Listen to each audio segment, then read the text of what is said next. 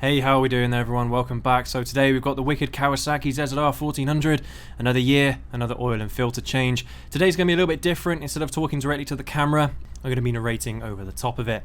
So, for the equipment that we're using today, I've got a funnel, I've got an oil drain pan, but any container that fits on the bike will do. I've got an oil filter removal tool, which is optional. I've got a high flow HF303 as a new filter. Got some new oil from Castrol. This is 10W40 part synthetic motorcycle oil. And finally, I have got a socket set. You're also going to need a paddock stand. Your mileage may vary if you try doing this without one. It does give you a little bit more clearance underneath the motorcycle, so I would heavily recommend that you get one. So what I'm doing here is I'm going to line up the bobbin on the left-hand side of the motorcycle, the same size as the kickstand. Then I'm going to start pulling the bike towards me just to make sure that it doesn't go too far the opposite direction. And then once the second hook has got onto the bobbin, I'm going to start pushing down with the paddock stand and lifting up with the pillion handle. Makes it a little bit easier lifting this big girl off the ground. So first things first, I'm going to turn the bike on, let the engine run a little bit with the old oil. Just makes the oil warmer and a little bit less viscous. Makes it more free-flowing when we are removing it. So after a few minutes, I'm going to turn the bike off, then I'm going to move around to the other side of the bike and remove the oil filler cap. Again, it relieves the crankcase pressure and it just makes it a little bit easier removing the old oil. So here is the location of the oil drain bolt. I'm just going to crack it free with a socket wrench. This is an 18mm bolt, and then I'm going to do the rest with my fingers. The ZZR1400 is a little bit awkward. There isn't a lot of space to work, so it can be a little bit fiddly, but it's okay.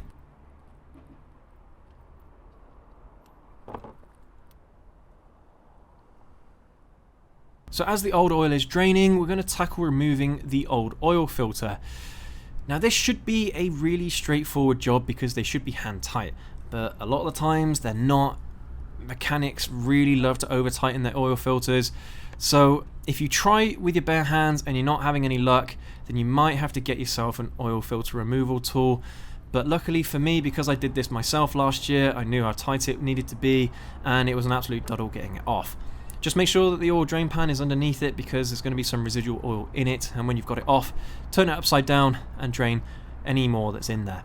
The oil filter removal tool that I got from Halfords was about £10. Of course, you can look on Amazon or eBay, you'll probably be able to find one a little bit cheaper than that. And if you own multiple bikes, then it can be a bit of a lifesaver. So with the oil drain bolt, I'm just going to give it a bit of a wipe here, and we are going to be reusing the crush washer.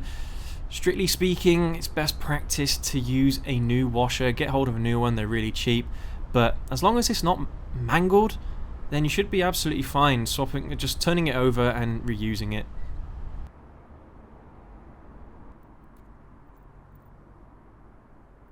Now we're going to get the new filter. Please make sure you remove the plastic packaging before you put it on the bike. It's not going to work otherwise. But anyway, so from here, I'm going to get a little bit of oil and I'm just going to rub it around the seal.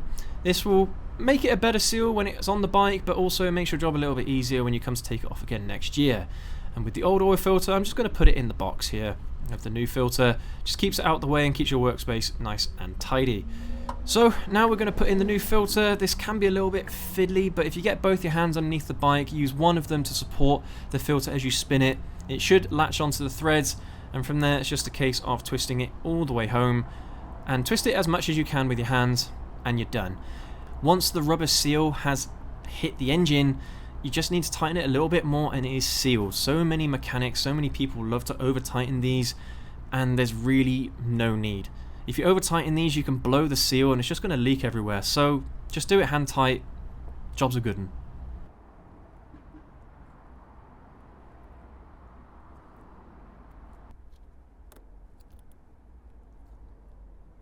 So now we're ready to put in the oil drain bolt back into the bike. Of course, just do it by hands initially. Make sure to keep the oil drain pan underneath just in case there's any residual oil dripping still. And then once it's down finger tight, you can tighten it the rest of the way with the socket wrench.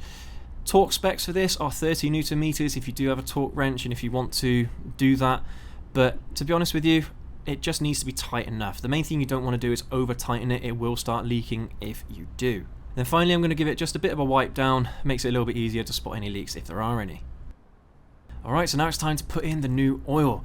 According to the 1400's owner's manual, the oil capacity with a filter change is 4.2 quarts, which is roughly 4 litres. This Castrol bottle here is 4 litres, but unfortunately it was not enough.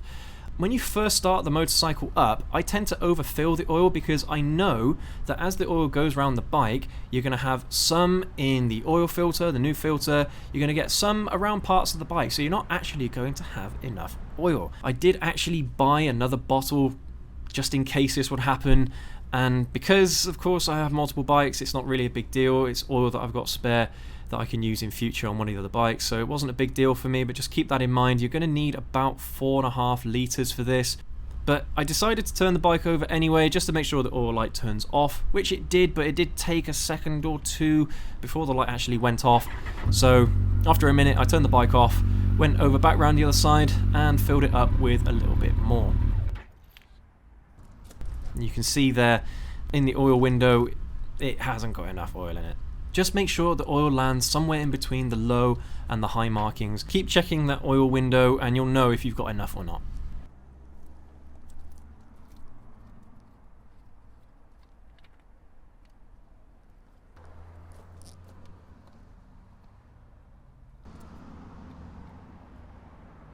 So as you're filling up the last few bits, just check the inspection window. If it's in between the low and the high markings, then you should be absolutely good to go.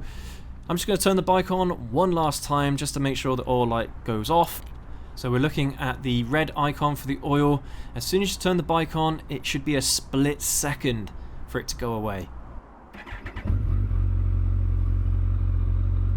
If it doesn't, turn the bike off immediately, you've got a bigger problem. But if it does, then this is a good opportunity to have a look around the bike, make sure there are no oil leaks, and you should be good to go. But that is pretty much it for today's video. If this video has helped you out, then definitely leave a like, get subscribed if you want to see more content like this. I'm not a mechanic, alright? But this is a job that anyone should be able to do on their bikes. So I heavily recommend that you do it, and this is such a cheap way of doing it. I mean, how much are garages charging these days? 130 quid? 140 quid for an oil and filter change? The oil itself cost me 30 quid. The filter cost me a tenner from Amazon. You're saving yourself a ton of money by doing it this way, so I'd heavily recommend that you do it, and you only need basic tools. Most people will already have a socket set lying around. To be fair, the original set that I had on display didn't have an 18mm socket. Absolute nightmare, but it really isn't a problem, alright? Most socket sets, most automotive socket sets will have all the sockets that you need, and it will cost you 30 quid for a set anyway, alright? But this is one of the things that you can, once you've got the tools, you can do this job forever. And this works in cars as well. You use the exact same tools for cars. It's pretty much the exact same process. So yeah, can't recommend doing this job yourself enough, alright? It's really easy and saves you a ton of money over the years, an absolute ton of money. So anyway, like I said, I hope this video has helped you out. Really straightforward job, and it can be daunting the first few times you do this, but the more you do it, the better you get, and it's easy peasy lemon squeezy. But I know the feeling. Mechanic stuff can be intimidating, shall we say, because you don't want to get it wrong, because if you get this wrong, your engine's going to blow up. But as long as you're putting oil in the right place and as long as there's no leaks, you shouldn't have any problems. But anyway, thanks again for watching all the way to the end of this one. Like I said, leave a like, get subscribed, hit that notification bell as well so you don't miss any of this kind of content in the future. And we'll catch you all in the next video. Have a good one. Take care. Ride safe.